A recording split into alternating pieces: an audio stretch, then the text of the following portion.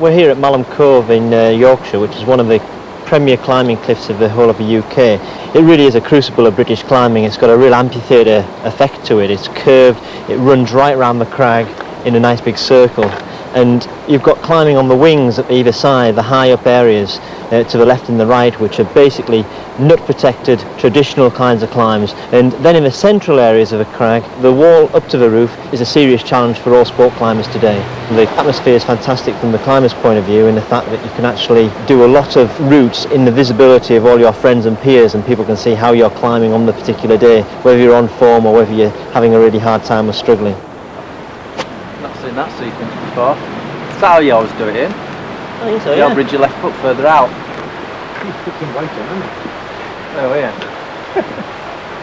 Yeah, looks like a bit chubby, doesn't it? What's that? Oh, chubby cheeks up there. Yeah. So you look like you put a bit of weight on. It's all them luxury business lunches you go to, you know. Chippy every lunch. Chip shop, yeah. No. Boing. That'll change. Give them a lot more slack. Let's have those big whippers. I've got to keep quiet now because it's my go now. Yes, come on. How smooth are you going to be? It's cabaret time, folks. This is sport climbing, a new and highly controversial development. As routes get harder and harder, top climbers need to rehearse individual moves before completing a sequence. In contrast, a traditional climb is done from the ground up, with few or no falls on equipment placed by the leader. Sport climbs like this require very safe protection, and this is provided by bolts which can be drilled anywhere on the cliff. A top sport climber will hang from bolts to rest between moves or clean the holds while he practices a difficult sequence. Eventually, perhaps after weeks of effort on an especially hard route, the climber is sufficiently prepared to try it in one continuous push. Just like on an indoor wall, there's no risk of injury, only of failure.